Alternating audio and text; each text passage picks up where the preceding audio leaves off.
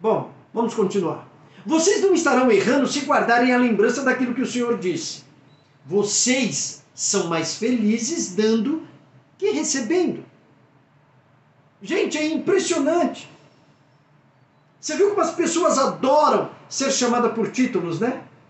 Adoram receber elogios. Adoram que as pessoas ficam agarradinhas neles. Adoram ser bajulados. Ô meu irmão, é gostoso sim você ser um líder e ter pessoas que te elogiam. Mas a gente não tem que dar ouvidos ao elogio. A gente pode até achar bom sim, legal. Mas o que nós fazemos é pelo Senhor, para o Senhor. Então toda a honra, toda a glória, todo o louvor seja sempre dado àquele que morreu na cruz por mim e por você. Por mim e por você. Quando a gente se depara com a Bíblia, meu irmão, o problema das pessoas querer encarar a palavra de Deus é que a palavra de Deus fala a verdade, ela não mente. Diferentemente da maioria dos líderes que mente para você. Que aceitam coisas dentro da igreja que não deveriam aceitar. Que dão cargo às pessoas que não deveriam ter cargo. Que não preparam seus discípulos, que não fazem discipulado, que não preparam as suas ovelhas com a palavra da verdade. Meu irmão, e a palavra da verdade é assim: eu vou perder a ovelha, ela que se vá, ela que vai embora, ela que procure um lugar que faça o que ela quiser lá. Mas na tua igreja, aonde você prega, aonde você é líder, aonde você diz que ama a Deus, a verdade tem que ser declarada. A verdade tem que ser falada, goste o povo ou não. Quem quiser ir, que vá. Mas que vá através da verdade. Não porque eu estou machucando as ovelhas. Não porque eu estou ofendendo as ovelhas. Não porque eu acho que eu sou o dono das ovelhas. Não porque eu quero colocar a ovelha sobre jugo. O líder, se você quer ser líder, o verdadeiro líder tem que ajudar as suas ovelhas a carregar o seu jugo. Ajude, como Jesus o fez. Esse depoimento de Paulo mostra a integridade com que ele viveu. Entregando ao Senhor cada parte de sua vida e se empenhando totalmente pela propagação do reino de Deus na terra e pelo fortalecimento da igreja.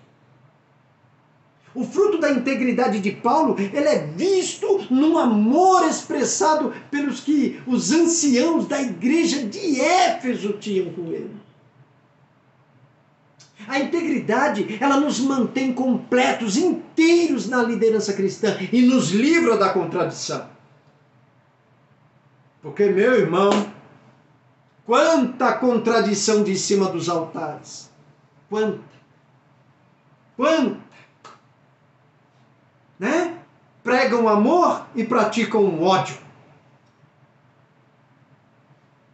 Prega a justiça e são injustos quanto puderem com os outros. Quanta contradição. Falam o que não conseguem cumprir.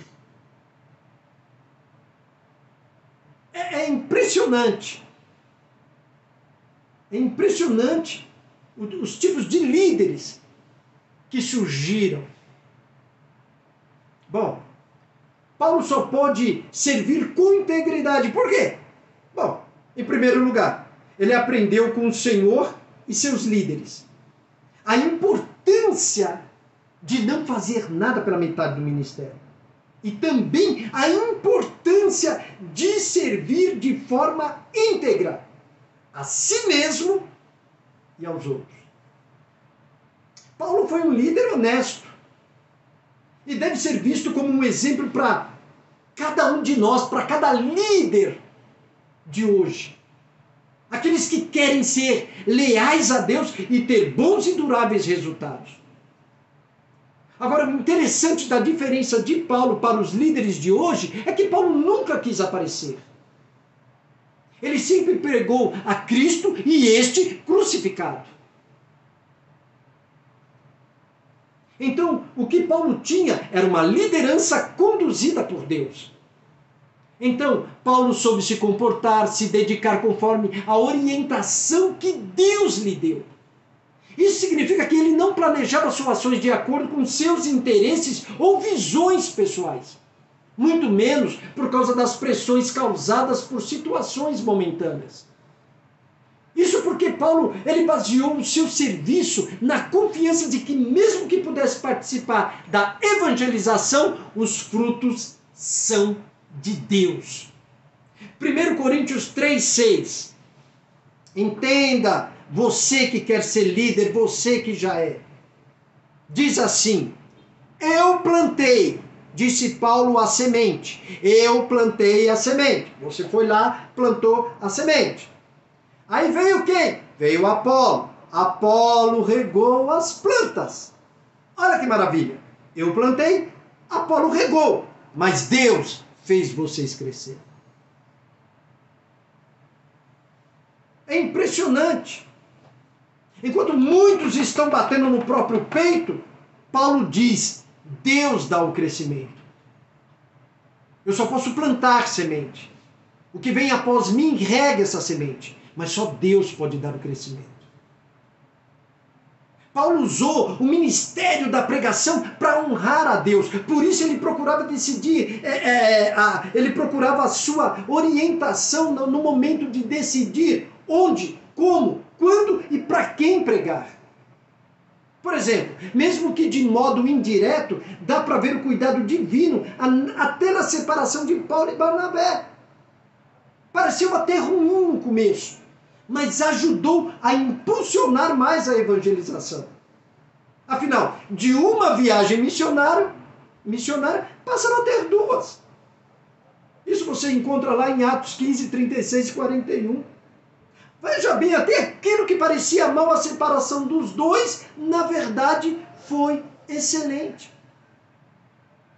Olha, Paulo ele quis pregar com os seus amigos na Ásia. Mas a Bíblia diz claramente que o Espírito Santo não deixou eles fazerem isso. Isso você encontra lá em Atos 16, 6, 7. Paulo liderou com total dependência de Deus. E isso é confirmado em vários episódios da vida dele.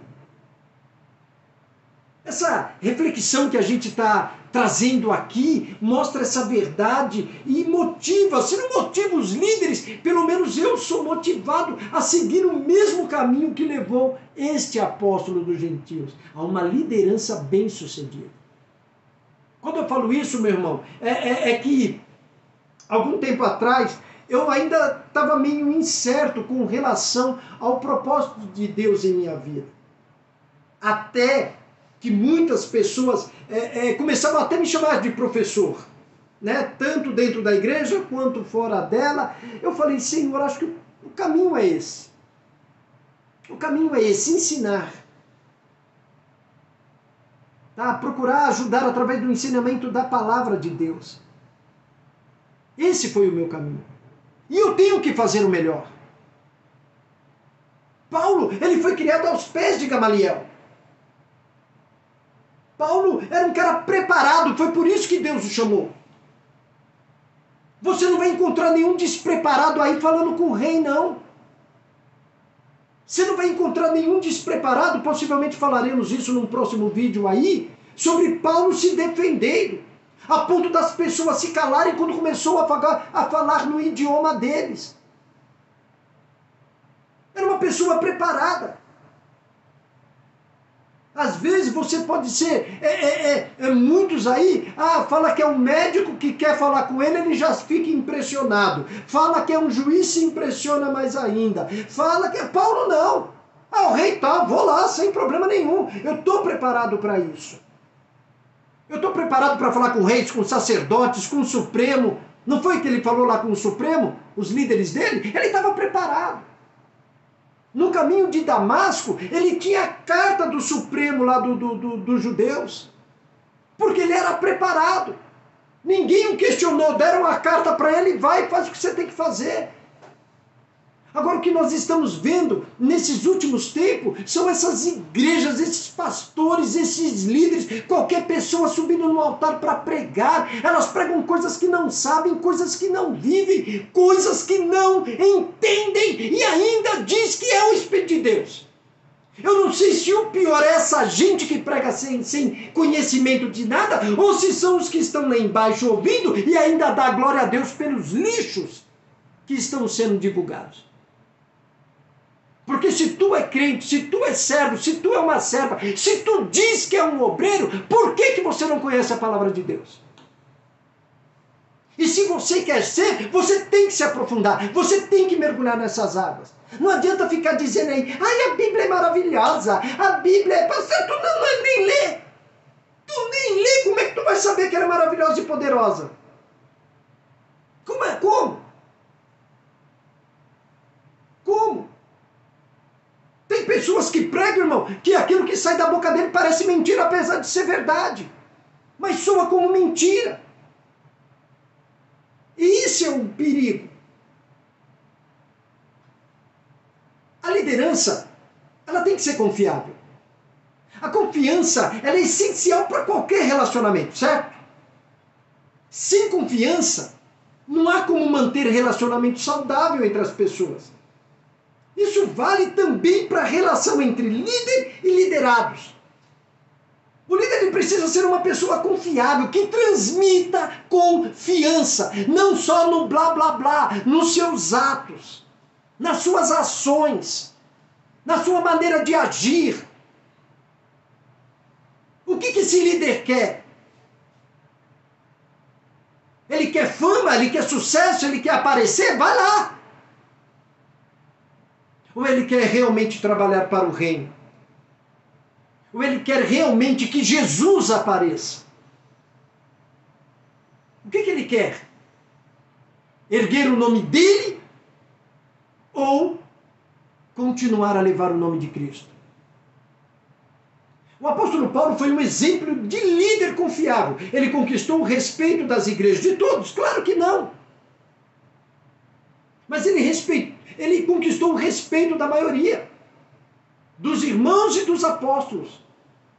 Quando ele estava indo para Roma como prisioneiro, o centurião Júlio permitiu que o apóstolo saísse do navio para receber cuidados especiais dos seus amigos. O cara estava preso.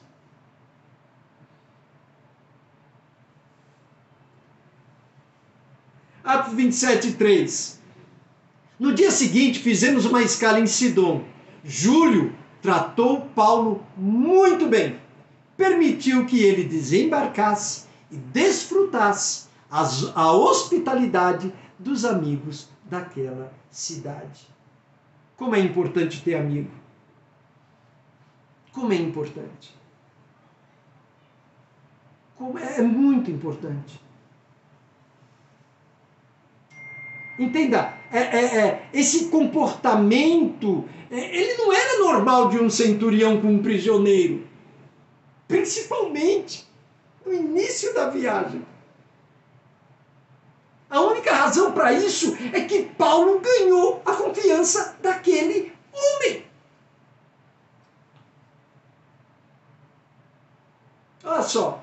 Versículo 24, 23, capítulo 24, versículo 23. Ele ordenou ao centurião que mantivesse Paulo em custódia, mas com alguma autonomia. Olha a ordem que esse centurião havia recebido. Tá?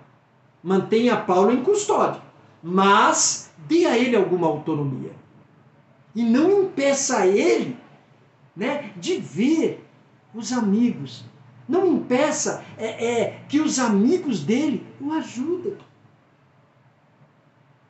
Olha que coisa maravilhosa. Até no cenário adverso de limitações de prisão, o apóstolo Paulo foi uma pessoa que inspirou confiança naqueles que estavam ao redor dele, chegando a liderar até mesmo todo o navio. Você pode ler isso lá em Atos 27, do 21 ao 34.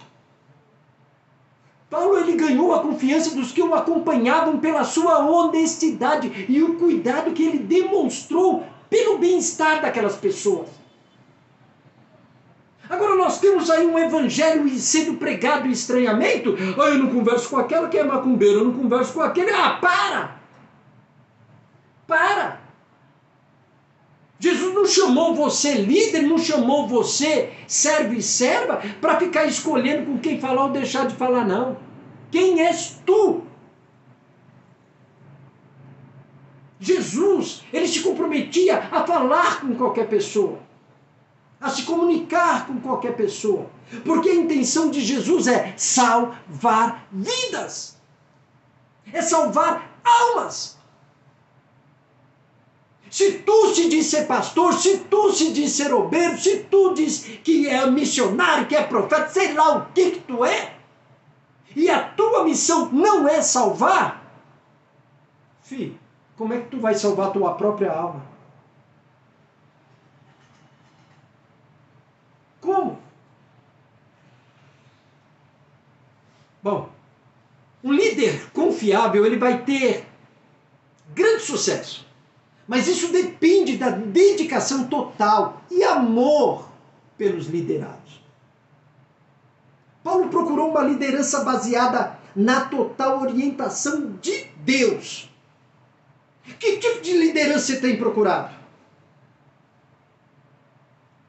Os que passam a mão na sua cabeça? Os que te bajulam? Eu nunca procurei líder, eu me afasto de líder bajulador. Líder que não busca a Deus. Não só tem que pregar, não, tem que viver. Bom, tendo inspirado confiança nos seus liderados, tanto pela sua forma de viver, quanto pela de liderar. A partir do exemplo e da influência da liderança cristã em Paulo, a gente é convidado a exercer nossa liderança com os mesmos atributos do apóstolo. O que é mais curioso é que não há requisitos extraordinários ou inalcançáveis para serem seguidos e aplicados na liderança. Outra questão relevante aqui é que essas exigências não fazem do líder superior ou mais especial do que os seus liderados no serviço cristão. Muito ao contrário. O chamado torna esse líder alguém carregado de muitos deveres. Ô, amiguinha, se tu não quer dever, sai fora, vai fazer outra coisa da vida. Não vem querer ser líder, querer ser obreiro, não. O meu chamado é cantar. Tá, tu canta, você estuda música? Você ensaia? O meu negócio é pregar. Tudo bem, você lê as escrituras, você se aprofunda nela?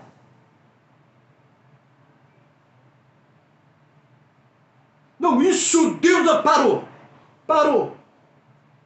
Quando Saul estava num terrível dilema na sua vida, na sua alma, foi pedido para que se buscasse alguém que tocasse. Mas tocasse o quê? Bem. Tem que ser um músico para acalmar o nosso líder. Foram lá e acharam quem? Davi. Inclusive, quem introduziu música nos cultos foi Davi, tá?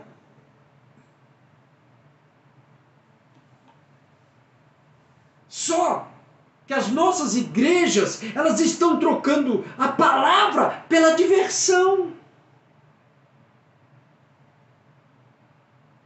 Os cultos hoje estão bem mundaninhos.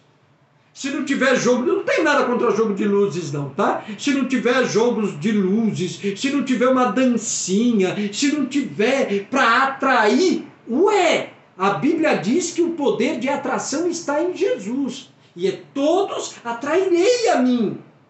Só que agora nós estamos usando métodos humanos para poder atrair. Nós estamos mundanizando a igreja, que é santa, pelo menos deveria ser, que é pura, pelo menos deveria ser, que não tem mancha, não tem mácula, pelo menos não deveria ter, com coisas mundanas. mais com oração nem com palavra. São com coisinhas mundanas. Um dia, numa igreja que eu servia, numa igreja, e eu pedi para a direção da igreja. Falei, já que vocês gostam de campanha, eu gostaria de fazer uma campanha específica para prostitutas, drogados, assassinos, estupradores. Eu gostaria que vocês me acompanhassem nessa campanha. Eu gostaria de fazer essa campanha aqui na igreja. Estou há mais de 20 anos esperando a resposta.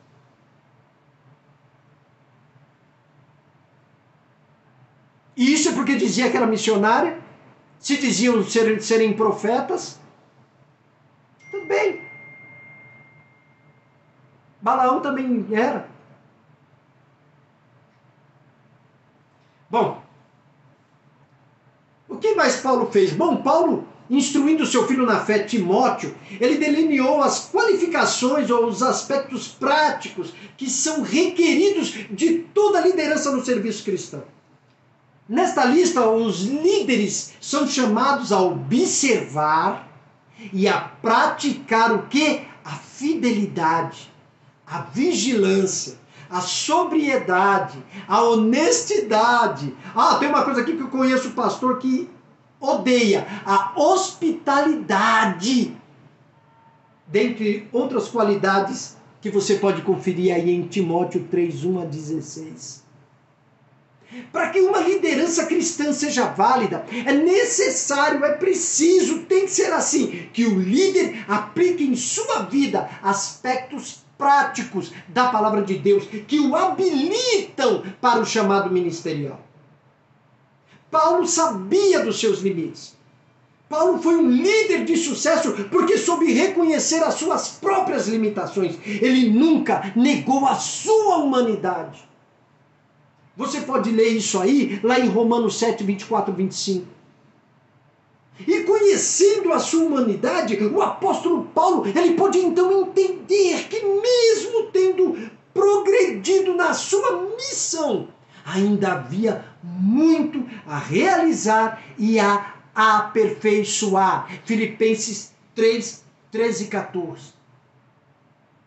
Ou seja, sabendo da sua própria limitação, ele também soube valorizar as pessoas para ter sucesso no seu ministério. A intenção de Paulo não era aparecer. Era fazer a obra de Deus e que Deus aparecesse e que Jesus aparecesse e que outras pessoas pudessem também exercer isso. Paulo ele fez um convite para Timóteo. Vem me ver na prisão em Roma. E o pedido que ele fez para João Marcos estar com ele também. Olha só, vem Timóteo me ver, traz João Marcos com você. Isso você encontra em 2 Timóteo 4, 9 e 11. Eu vou ler. 2 Timóteo 4, 9 e 11. Venha para cá o mais rápido que puder. Lucas é o único que ficou comigo. Traga Marcos com você. Ele vai ser o meu braço direito. Olha a humildade desse homem. O que nós encontramos hoje são super pregadores, super pastores, super profetas, super missionários. Gente, não é assim, nós somos humanos.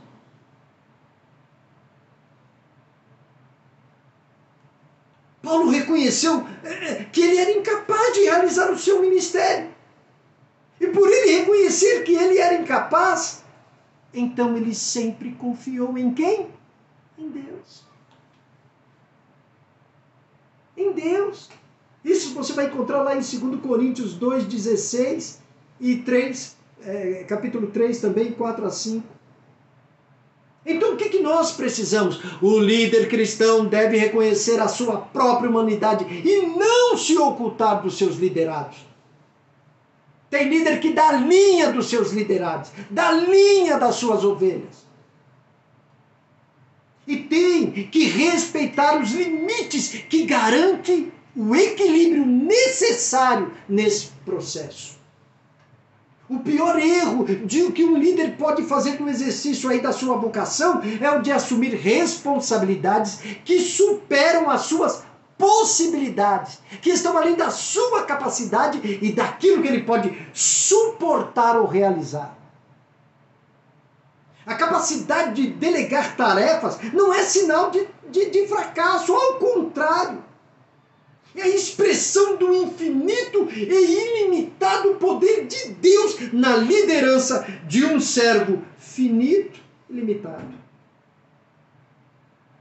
Eu fazia isso na empresa que eu trabalhava. Eu delegava. Eu transferia. Isso ajuda demais. Mas não. Os superpastores querem a atenção total. Os super líderes querem a atenção total. Eu sou o cara, eu tudo posso, eu sou o Superman. Só que entenda uma coisa. O super-homem, uma pedrinha tiquezinha assim, de criptonita verde nele, acaba com ele. Então cuidado, para você não ser atingido pela sua criptonita. Bom, então por nós sermos limitados, a gente depende primeiro de Deus e também dependemos dos liderados para cumprir a nossa missão. A liderança de Paulo, ela se destacou porque ele conhecia muito bem as suas limitações físicas e também emocionais. E ele trabalhava diariamente para que o poder de Deus fosse aperfeiçoado na e apesar da fraqueza. Você encontra isso em 2 Coríntios 2,9. E quem foi esse cidadão Paulo? Bom, ele foi o líder disposto a se doar. Como Cristo, o apóstolo Paulo liderou com o princípio de se doar pelos seus liderados. De modo geral, o ensinamento de Paulo indica que o limite de ação de um cristão é a consciência do seu irmão. Isso você encontra em 1 Coríntios 6,12 e 8, 9 a 13. Paulo seguiu esse mesmo modelo de doação como base para o seu ministério. Gente, entenda. Quando eu estudo, quando eu pesquiso, quando eu procuro me aprofundar, quando eu oro, quando eu busco a Deus, é para poder doar. Eu tenho que me sacrificar, eu tenho que passar horas, me sacrificar para poder transmitir alguma coisa que preste. Isso é uma doação. Eu estou tentando dar a você o melhor que eu posso. Bom, Paulo, ele nunca criticou a prática de um obreiro ser remunerado pelo trabalho feito em prol da igreja de Cristo. Mas ele preferiu não ser um fardo para essas igrejas. Isso que eu falei, você pode ler depois com calma em 1 Coríntios 9, 1, 14, 1 Timóteo 5, 18, 2 Coríntios também 11, 8. Ele se sustentou com o seu próprio trabalho quando achou que era preciso. Atos 20, 33 e 35. Seguindo esse princípio, sustentado por ele, o apóstolo procurou orientar a sua vida e o seu ministério com o propósito de servir aos seus liderados. Mesmo que isso implicasse na saúde dele, na segurança dele, na sua liberdade e até mesmo a sua vida. Gente, se você quer ser líder, você vai ser atacado, você vai ser apontado, você vai ser acusado de coisas que você nunca fez. Uma coisa que eu aprendi na minha vida: não sigo líder que não respeita as suas ovelhas. Não sigo. De hipótese alguma. De hipótese alguma. Eu tomo muito cuidado. Eu conheci muito tipo de líder perigoso, que batiam nas suas esposas e pregavam o amor no domingo. Que tinham uma vida promíscua, mas que estavam lá pregando santidade.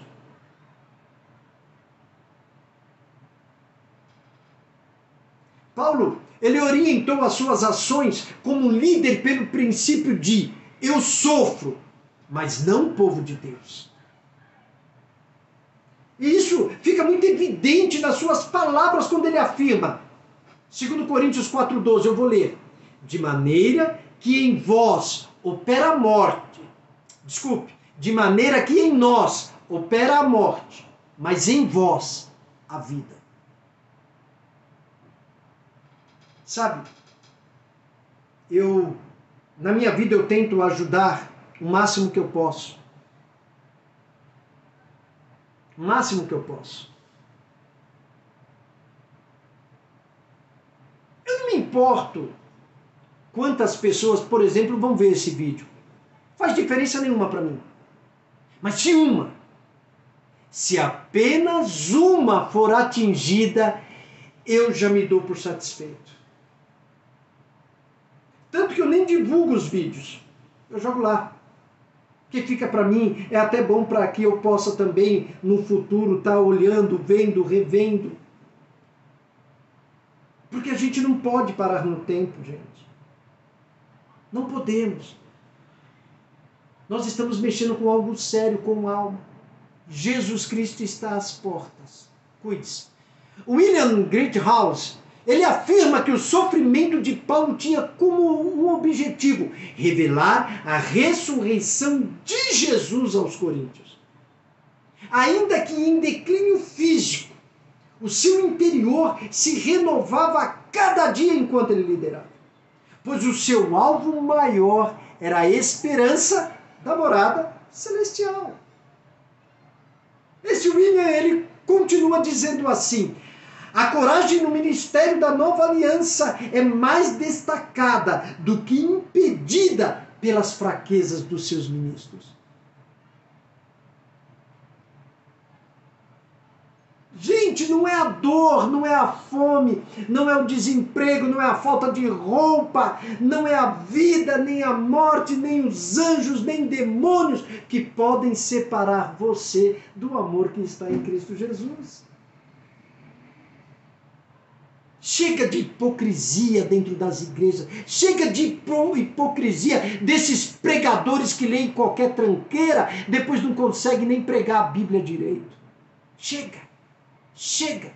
Não dê ouvido para essa gente não. Se afasta. Ore, mas se afaste. Não se contamine. Quem é sujo, suje-se mais. Mas quem é limpo, limpe-se mais. E quem está caminhando, trilhando pelo caminho da santidade, seja santo aí. Amém? Foi até aqui, eu agradeço por você ter ficado comigo até este momento. Deus abençoe cada um de vocês.